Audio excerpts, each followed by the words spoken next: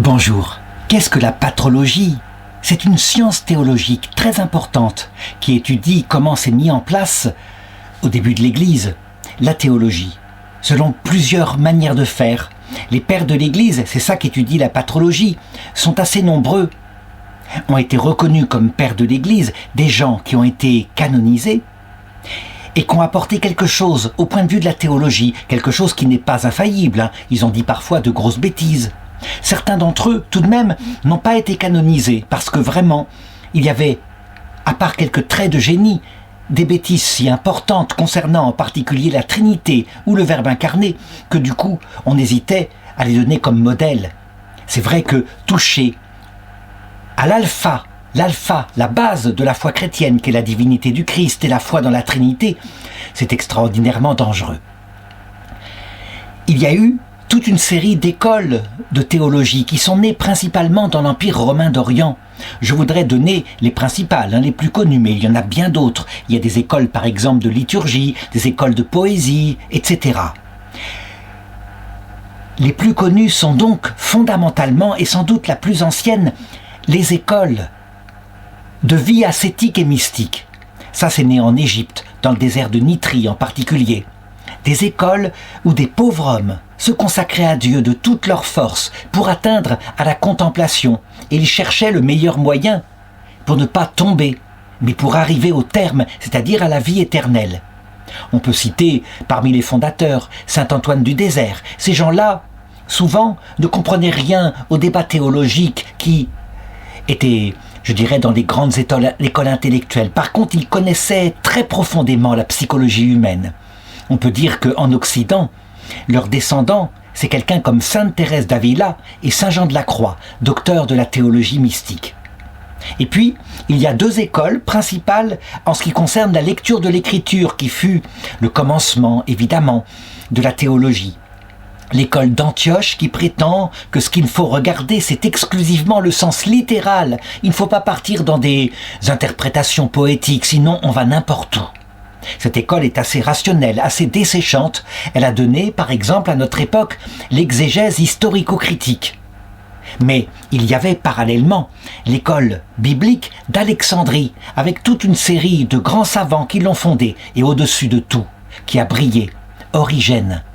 C'est lui qui a établi, à travers de commentaires de l'écriture, que, au-delà du sens littéral pour l'Ancien Testament, il y avait trois sens spirituels qui parlaient, selon le sens allégorique du Christ, de Marie, de notre âme.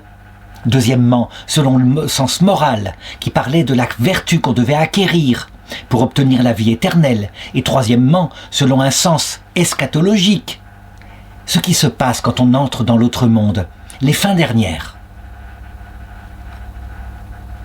Et puis, il y a cette fameuse école, très importante, centrale, beaucoup plus rationnelle, intellectuelle, qu'a donnée en Occident, par exemple, des grands maîtres comme saint Thomas d'Aquin.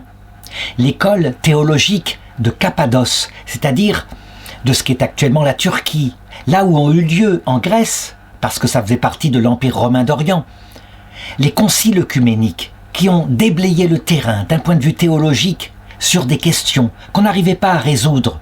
La Trinité. Comment est-il possible qu'il n'y ait qu'un seul Dieu s'il y a trois personnes en Dieu ? L'incarnation du Verbe. Comment est-il possible que le Christ soit à la fois Dieu, à la fois homme ? Cherchez à comprendre. Ces écoles-là, ce n'est pas pour rien qu'elles sont nées dans cette région, parce que c'est en Grèce qu'étaient nées, beaucoup plus tôt, chez les païens, les écoles philosophiques, comme l'école de Platon, l'école d'Aristote, et la métaphysique en particulier, la métaphysique inventée par Aristote. Ce que je dis ici paraît très abstrait. Des écoles, qu'est-ce que c'est ? Mais très concrètement, ce sont simplement quelques hommes, des hommes qui se connaissent quelquefois, qui ont été, je dirais, les enseignants du successeur. Ainsi, chacun était un peu comme monté sur les épaules du précédent pour approfondir et pour donner quelque chose de merveilleux. Par exemple, l'école de Cappadoce n'aurait jamais existé s'il n'y avait pas eu Platon, Aristote et donc, à la base, Socrate. Là, je parle d'une descendance intellectuelle par rapport aux philosophes qui, ne parlant pas du tout du christianisme, ils n'étaient pas encore nés, ont tout de même apporté des instruments pour penser le christianisme. Mais beaucoup plus concrètement. C'est une famille en particulier, une famille issue d'une femme très, très connue, canonisée, Sainte Macrine l'Ancienne, qui au temps de la persécution de Dioclétien, ayant un maître spirituel qui était évêque, reçut le conseil de fuir avec son mari, de se cacher dans la montagne, dans la forêt, le temps que la grande persécution se termine, ce qu'elle fit. Et elle fit bien, parce que plus tard, quand la paix fut venue, elle eut un fils, une belle-fille, qui eux-mêmes donnèrent naissance à des docteurs de l'Église, qui sont les fondateurs de cette école de Cappadoce. Je veux parler de Saint Grégoire de Nice, de Saint Basile le Grand, dit Basile de Césarée, et puis, là, pour le coup, il n'était pas de la famille, mais il était ami, Saint Grégoire de Naziance, dit le théologien, qui aura un rôle fondamental. Donc, ces hommes-là se rencontrèrent alors qu'ils étaient étudiants. Et ce que je voudrais raconter ici, c'est la vie d'un membre de cette école, moins connu, mais important, qui a participé. Il s'appelle Saint Amphiloque, évêque d'Iconium. Il est né vers 340 après Jésus-Christ. Il est mort à 60 ans, vers 400 après Jésus-Christ. Et il a été au cœur de toute cette histoire. Et évidemment, je parle ici d'un grand intellectuel, évidemment. Au point que, probablement, s'il était parti en Égypte à la même époque où il a vécu, s'il avait rencontré un père du désert, celui-ci serait gratté la tête en disant « Je comprends rien, rien du tout ». Eux étaient des intellectuels de haut niveau qui donnèrent d'ailleurs, du côté de Constantinople, une tradition monastique, les moines studites, qui après allaient continuer, établir d'autres conciles œcuméniques. Donc, le père de Saint Amphiloque habitait dans une région du côté de Néo-Césarée, en Cappadoce. Voilà où ça se situe sur une carte, c'est actuellement en Turquie. Lorsqu'il naquit en 340, donc son fils qui s'appelait Amphiloque avait pris le nom de son père, eh bien nous étions sortis des persécutions depuis l'édit de Milan en 313, donc presque 30 ans avant. L'Empire était en paix et on voyait des gens de la haute noblesse, des intellectuels qui entraient dans l'Église. Certains par arrivisme, parce que les empereurs étaient catholiques, alors pas officiellement. Constantin, par exemple, ne sera baptisé qu'à la fin de sa vie, mais c'était clair.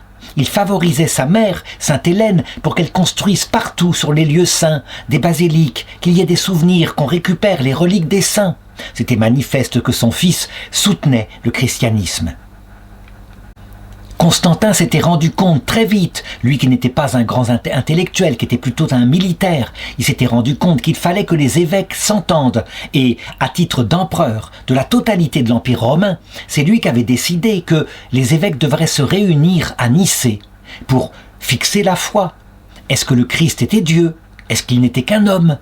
Il y avait des gens qui disaient qu'il n'était qu'un homme et ils avaient de bons arguments. En ce qui concerne Constantin, il hésita toute sa vie, et c'est vrai que son baptême à la fin fut par un évêque arien, c'est-à-dire ces évêques qui niaient la divinité du Christ. Le concile de Nicée avait donc eu lieu alors que Amphiloque n'était pas encore né. Lorsqu'il naquit, son père fut fier de lui, et dès le départ, il pensa en faire quelqu'un qui pourrait prendre sa succession. Lui-même était avocat, il savait donc manier le langage. À l'époque, dans l'Empire romain d'Orient, les études littéraires étaient centrales. Ce n'étaient pas vraiment les études mathématiques, mais dans ces milieux, on donnait à ses enfants les meilleures études qu'on puisse imaginer. Alors je vais raconter, il va recevoir ce qu'il y a au sommet de l'éducation dans cet empire romain qui bientôt allait devenir officiellement et définitivement chrétien. D'abord, il eut quelques malheurs dans sa jeunesse. Il perdit sa maman, Livia, et son frère, qui s'appelait Euphémios. Et ceci lui fit réfléchir au sens de la vie, comme elle est fragile, la vie terrestre. On le mit dans l'école, une école où les riches enfants d'aristocrates ainsi pouvaient être éduqués. Souvent, c'était des évêques, mais pas seulement. Il y avait aussi des grands philosophes qui étaient professeurs. Et donc, il commença par suivre ce qu'on appelle les études primaires, qui consistent à manier le langage, apprendre à lire, apprendre à écrire. On appelle ça la grammaire. Puis, apprendre à rédiger avec les textes. On appelle ça la rhétorique. On doit aussi être capable de déclamer le texte. Et enfin, être capable de penser quand on est un peu plus grand. On appelle cela la dialectique. On s'appuie en particulier sur l'étude de textes venant de philosophes de la Grèce antique. Et puis, comme il était doué pour les études, on lui fit suivre une scolarité avec le quadrivium, comme on dit en latin. Donc, très simplement, d'abord l'étude des mathématiques. Les mathématiques algèbre et géométrie, comme on fait actuellement, parce que c'est la science fondamentale pour comprendre l'univers dont on s'est rendu compte qu'il était organisé selon cet ordre mathématique. Et appuyé sur cela, on appliqua les mathématiques pour qu'ils fassent de la musique, qui était en fait l'étude du monde au-dessous de la lune. La musique, c'est la musicalité de ce monde, avec l'harmonie des couleurs, l'harmonie des sons, pourquoi pas. Et puis, la dernière science philosophique, l'astronomie, pour comprendre, évidemment, le monde au-dessus de la lune, les astres et leurs cycles réguliers. Et il termina ses études par l'étude de la sagesse, qui était la théologie chrétienne. Il se mit, à cette époque-là, autour d'un maître, le célèbre maître en humanité qui s'appelait Libanius. Et il fit ses études au début en compagnie de son frère Euphémius, qui, je l'ai dit, ne vécut pas. Et c'est là, durant ses études, quand à un moment donné, son père en rêvait, le fixa sur l'étude du droit afin qu'il devienne avocat à sa place. C'est là qu'il rencontra cette famille célèbre et ses amis qui étaient avec eux. Je l'ai dit, Saint Pierre de Sébaste, Saint Basile le Grand, Saint Grégoire de Nice, et puis leur ami, le futur Saint Grégoire de Nazianze. Les noms qui sont donnés, c'est les noms des villes dont il devint évêque par la suite. Il les fréquenta, et évidemment ce fut une émulation intellectuelle extraordinaire, d'autant plus que eux, en ce qui les concernait, ils étaient aussi mis par leurs parents dans des études profanes, mais très vite ils se rendaient compte que ce qui était intéressant, ce qui était au-delà de cela, c'était de rechercher, au niveau de la théologie, de rechercher les problèmes, de mettre leur intelligence brillante et les études de philosophie qu'ils avaient suivies au service de l'Église. Et Amphiloque, poussé par l'émulation, voyant leur comportement si correct, si droit, alors que les autres étudiants de l'école souvent aimaient s'amuser, pratiquer la beuverie, parfois même, lutiner les filles. Et c'était vraiment quelque chose auquel il ne se permit pas de le faire. Il eut une grande sagesse, une grande honnêteté, et sans doute à cause justement de ces jeunes qui se fréquentaient, qu'avaient sur lui une extraordinaire influence. Et puis, il termina ses études de droit, et en 360, il avait à peu près 20 ans, entre 20 ans et 25 ans, il devint avocat. Et là, il commença à exercer sa profession, à l'exercer avec très grande honnêteté, en donnant ses services pour les gens qui étaient pauvres, gratuitement, et en faisant payer ceux qui étaient capables de payer. Mais il le fit, évidemment, dans la spontanéité de sa jeunesse et dans la ferveur de sa foi, quelquefois aussi avec une grande naïveté. Et c'est ainsi que l'une de ses premières affaires fut de défendre un homme dont il gagna le procès, mais qui était vraiment un homme malhonnête. Et lui s'était fait laisser berner par cet homme qui lui proclamait qu'il était innocent. Et bien sûr, la chose fut tellement connue à Constantinople, où il exerçait son métier, que sa réputation fut ternie, que les clients ne vinrent plus à son étude et qu'il se retrouva avec des problèmes d'argent. Lui, pourtant, famille extrêmement riche. Et c'est à cette époque-là que, du coup, se rendant compte que, peut-être, cette profession d'avocat n'était pas fait pour lui, il n'était pas assez rusé. Je pense que s'il n'avait pas eu l'idée de se consacrer à Dieu, il aurait sans doute utilisé cette expérience pour ne pas se faire avoir. Mais les circonstances firent qu'il apprit à ce moment-là que son père était malade, qu'il était seul, qu'il n'avait plus sa femme, qu'il était un peu abandonné dans la propriété près de Ozizala, en Cappadoce. Et donc, à cause de sa foi chrétienne, de la droiture de son cœur, il décida d'abandonner sa charge d'avocat et de s'occuper maintenant de son père dans ses vieux jours, de l'accompagner dans les années qui précéderaient sa mort. La réalité, en fait, c'est que, ayant fait le tour des sciences profanes, ayant fait le tour de la science du droit, ayant connu la théologie, maintenant il s'en était rendu compte. Il y avait une sagesse supérieure à laquelle il aspirait, qui venait probablement des écrits des moines du désert dont j'ai parlé tout à l'heure, le désert de Nitrie, et qui disait que, au-delà de cette sagesse théologique, très importante. Il y avait une sagesse du cœur, une sagesse mystique qu'on ne pouvait acquérir qu'en se retirant dans le désert. Et c'est ainsi que dans la propriété d'Osizalia, où il s'occupa de son père, eh bien, en même temps, il décida de vivre comme un religieux. Il fut influencé aussi par son cousin, le fameux Saint Grégoire de Nazianze, qui était donc quelqu'un de proche de sa famille, qui lui indiqua qu'effectivement, il y avait deux chemins pour marcher vers la contemplation, à savoir tenir son corps dans une discipline très ferme et deuxièmement, évidemment, pratiquer la prière, s'approcher de Dieu. Et si on pratiquait les deux avec honnêteté, alors bientôt on aurait une science que les hommes ne peuvent pas comprendre, qui est envoyée par Dieu directement à travers son Saint-Esprit. Mais qu'en était-il de cette fameuse école de Cappadoce ?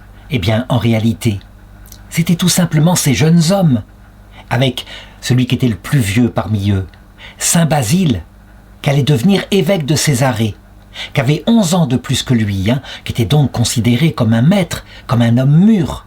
Et à partir de cette époque-là, dans sa maison, auprès de son père, il se mit à entretenir avec Saint Basile une correspondance assidue, et Saint Basile lui répondait. Le courrier marchait dans l'Empire romain d'Orient. Et c'est ainsi qu'il entra en communication avec lui et qu'il naquit entre eux une amitié intellectuelle.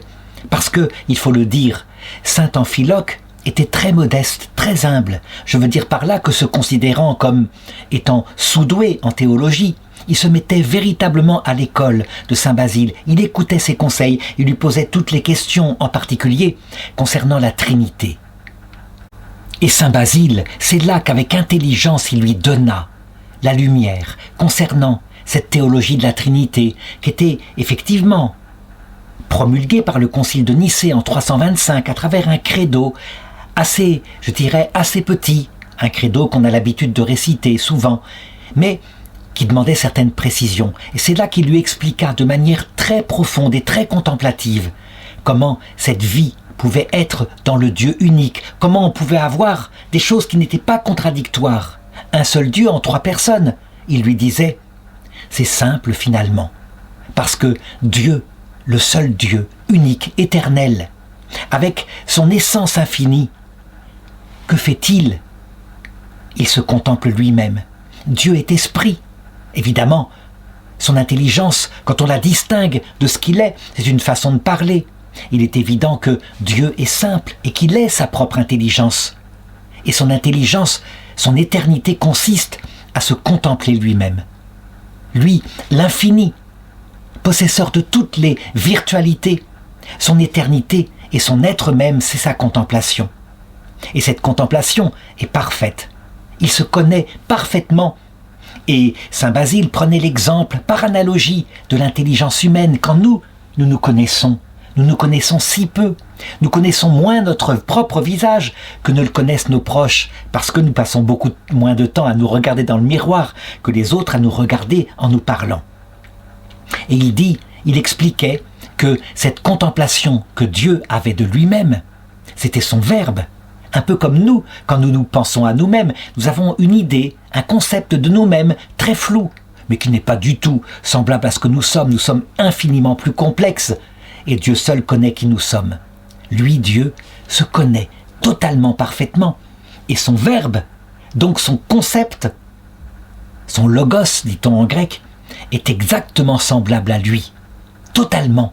Il est lumière. Ça veut dire connaissance, c'est une métaphore, né de la lumière. Et la lumière, c'est qui ? C'est Dieu, le Père. On peut dire, avec une autre analogie, que c'est comme si le Père engendrait en se contemplant lui-même, son Fils.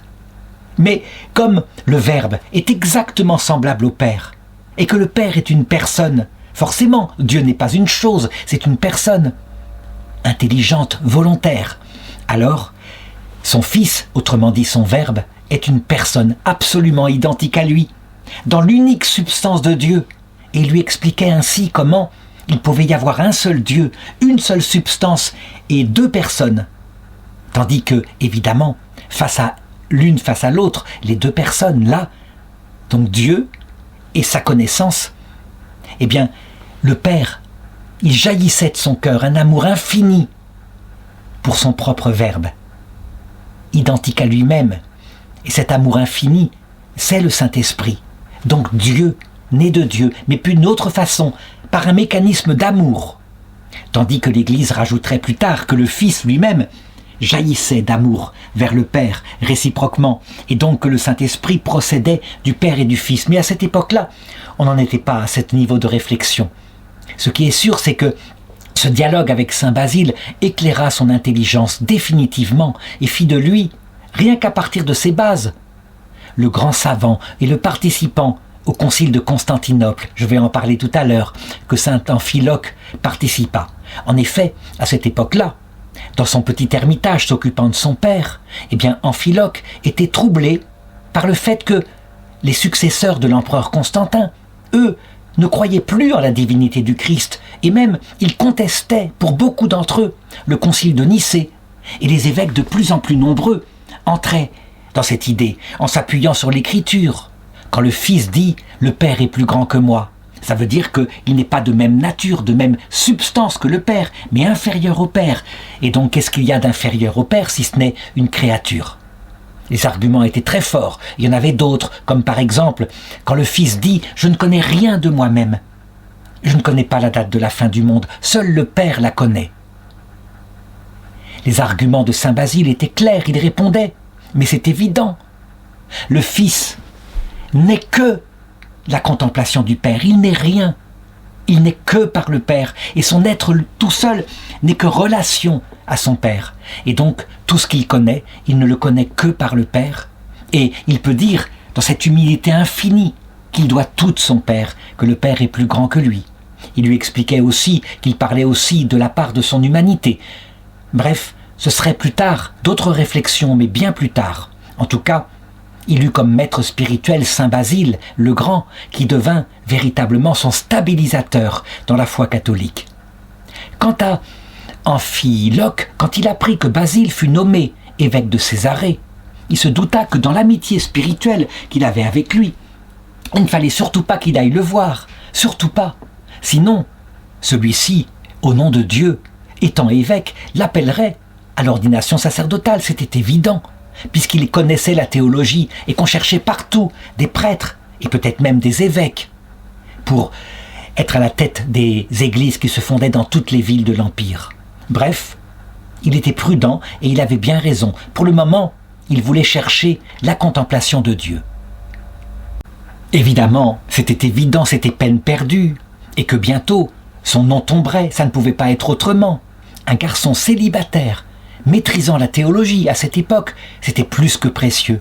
De fait, en 373, à cette époque-là, Amphiloque n'avait que 33 ans. Voici qu'on apprit que dans la ville d'Iconium, la capitale d'une nouvelle province, la province de Lycaonie, l'évêque venait de mourir. Et donc les habitants cherchaient un évêque pour remplacer cet évêque, quelqu'un qui pourrait les enseigner dans la foi. Ils avaient demandé, bien sûr, à saint Basile, évêque de Césarée, de leur trouver un candidat. Et saint Basile n'en avait qu'un. C'était évident. Il leur proposa immédiatement son fils spirituel, Amphiloque. Il le considérait comme tel, il lui avait tout appris. Et il garantit sur son honneur que celui-là leur enseignerait la foi catholique, la foi apostolique, la divinité du Christ. C'était important, à une époque où très souvent l'évêque qui arrivait était un hérétique qui introduisait le peuple dans l'hérésie. Quand Amphiloque apprit ce qu'avait fait son père spirituel, Basile, en voulant le propulser comme évêque, il commença par refuser. C'était évidemment un pince-homme et il avait un prétexte, il devait s'occuper de son père. Mais il n'y avait rien à faire.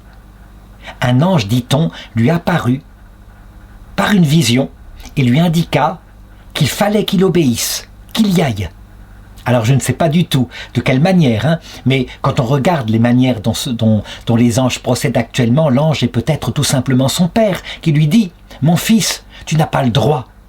Je trouverai quelqu'un qui s'occuperait de moi. J'ai des serviteurs suffisamment. On t'appelle, tu es une lampe ne doit pas gâcher ses talents et rester sous le lit. Elle doit être mise sur le lampadaire. C'est ce que dit notre Seigneur. Tu dois y aller. C'est possible. Ou peut-être un vrai ange qui lui apparut. En tout cas, il finit par accepter la charge, et c'est ainsi qu'il fut sacré évêque d'Iconium. Voici sur une carte où ça se situe.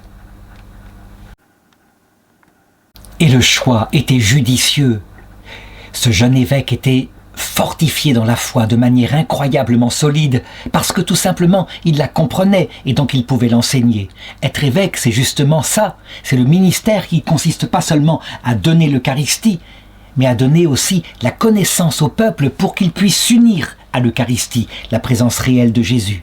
Cependant, ce qui est caractéristique de Amphiloque, c'est son immense humilité. Je veux dire par là que dès qu'une objection venait, quelqu'un qui lui en posait une concernant la divinité du Christ, puisque c'était la grande crise, j'en ai parlé, alors, aussitôt, il écrivait à son maître spirituel, Saint Basile. Il lui posait la question dogmatique et celui-ci lui répondait avec une précision rigoureuse, comme grand métaphysicien.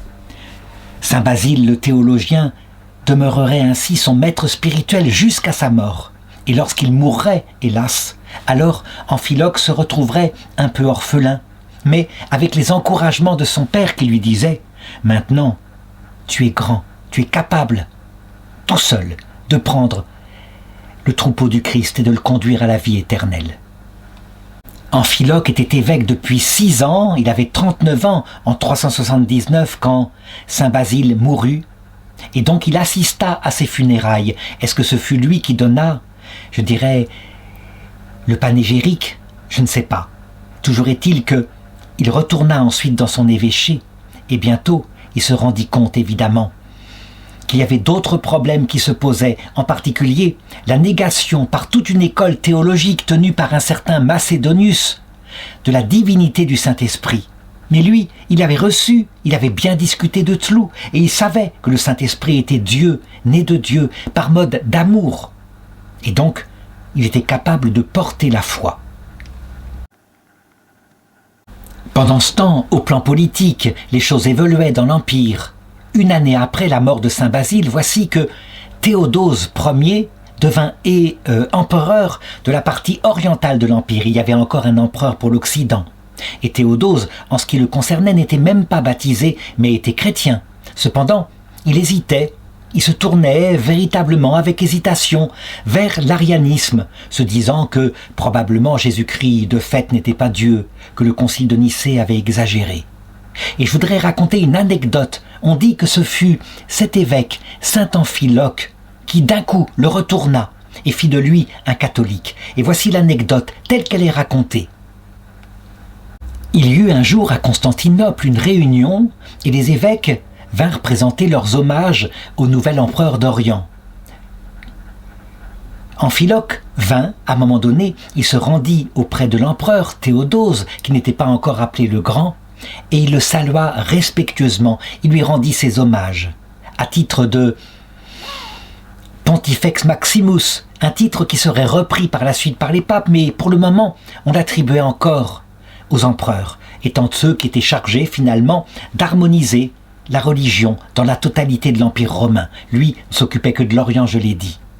Donc il le salua respectueusement, et quand il arriva devant son fils, Arcade, il le salua d'un air détaché, comme cela, et ce fut remarqué par les courtisans qui étaient là, et par l'empereur, qui se scandalisa en disant « Mais attention, c'est tout de même l'héritier, c'est tout de même mon fils, tu dois lui mettre le même respect. » Alors voilà ce que répondit Amphiloque.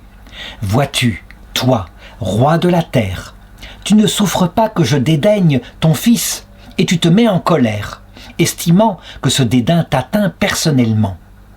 À combien plus forte raison, ô empereur, Dieu, le roi et père de l'univers entier, n'est-il pas en colère contre ceux qui parlent mal de son Fils unique, celui qui est venu sur la terre, son Verbe éternel, et qui le dit, lui, inférieur au Père, alors qu'ils sont de même substance. Il semble que cette audace et cette façon d'expliquer les choses de manière claire, pédagogique, bouleversa l'empereur Théodose, qui d'ailleurs, à cette époque-là, dit-on, était vraiment dans le doute. Il était malade, d'ailleurs, de ce doute qui le rongeait de l'intérieur. Et donc, aussitôt, il eut la réponse à ses questions. Il confessa la foi en Jésus-Christ, vrai Dieu, et demanda aussitôt à être baptisé dans la foi catholique. À partir de maintenant, il allait professer ouvertement la foi du concile de Nicée. Et non seulement ça, il allait chercher à ratifier le concile de Nicée, faire qu'on sorte de la crise qui régnait depuis presque 50 ans, cette crise terrible, qu'un concile se réunisse pour définir une fois de plus si vraiment le Verbe de Dieu, Jésus-Christ, fait homme, était Dieu ou s'il n'était qu'un homme, et que d'autre part, on se penche sur la question du Saint-Esprit. Et à partir de là, de fait, l'empereur Théodose commença à placer les bons hommes où il fallait. Il plaça par exemple l'ami de jeunesse de saint Amphiloque, saint Grégoire, comme évêque de Naziance qu'il était, comme patriarche, plutôt comme évêque pour le moment de Constantinople. L'évêché de Constantinople allait être déclaré patriarcat qu'une année plus tard, lors du concile de Constantinople. C'est ainsi que, avec le conseil de saint Grégoire de Naziance, il eut l'idée de réunir un concile œcuménique avec tous les évêques de l'Orient, puisqu'il ne pouvait pas convoquer les évêques d'Occident, il n'était pas encore empereur d'Occident. Donc de les réunir pour discuter des questions théologiques, approfondir certaines questions qui étaient sorties. Il envoya donc des serviteurs, et la poste marcha, et tous les évêques du lieu de l'Empire romain d'Orient reçurent une convocation. Ils devaient se rendre pour le mois de mai et jusqu'au mois de juillet de l'année 381 à Constantinople pour ce deuxième concile œcuménique. 150 évêques répondirent à l'appel, dont Amphiloque, qui était là et qui représentait quelque chose comme Saint Basile le Grand. C'était évident, il était son disciple principal. Théodose, volontairement, ne prit pas la place de directeur du concile. Non, ça appartenait au pouvoir ecclésiastique. Et il nomma par contre Mélès Ier, le patriarche d'Antioche, pour présider au concile. Mais très vite, ce patriarche mourut, et donc ce fut saint Grégoire de Naziance qui prit la suite et qui présida au concile. Il est possible que ce soit Amphiloque lui-même, l'évêque d'Iconium, qui prit la parole au nom de feu Basile de Césarée, qui avait véritablement déblayé le terrain théologique et qui indiqua qu'il fallait, en point de vue métaphysique, distinguer en Dieu sa substance unique, qui était celle du Dieu unique de l'Ancien Testament, et à l'intérieur de cette substance unique, les trois hypostases, autrement dit, trois personnes, mais que ces personnes avaient une seule substance, qu'elles n'étaient entre elles que des relations dans l'unique substance de Dieu. Et il expliqua, à la manière dont je l'ai dit tout à l'heure, comment c'était possible. Et donc, on se rangea à sa suite. Une petite remarque intéressante. Tous les évêques qui n'avaient pas accepté le concile de Nicée n'eurent pas la parole. Vraiment, ils furent même chassés. Il fallait au préalable accepter le concile de Nicée pour pouvoir discuter au concile de Constantinople, ce qui fit que on en profita, que les débats furent finalement assez paisibles. On en profita pour préciser certaines propositions du credo de Nicée, et ça donne le credo de Nicée-Constantinople.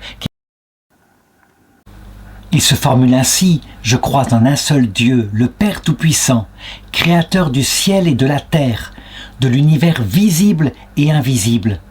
Je crois en un seul Seigneur Jésus-Christ, le Fils unique de Dieu, né du Père avant tous les siècles. Il est Dieu, né de Dieu, lumière, né de la lumière, vrai Dieu, né du vrai Dieu, engendré, non pas créé, consubstantiel au Père. Ça, c'est typiquement l'œuvre de Saint Basile, portée par Amphiloque.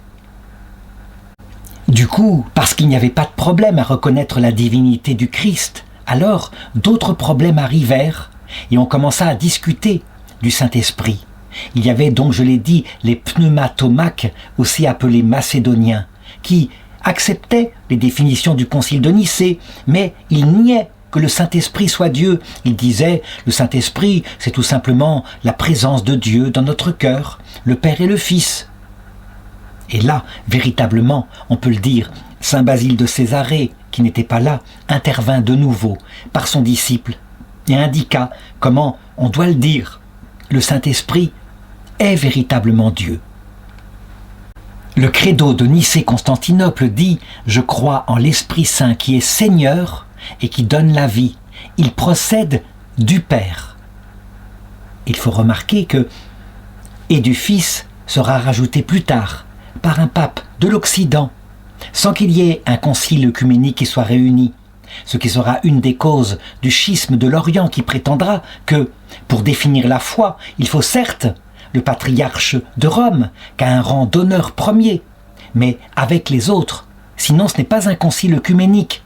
Et les latins répondront non, le charisme d'infaillibilité est porté par la personne de Pierre et de ses successeurs.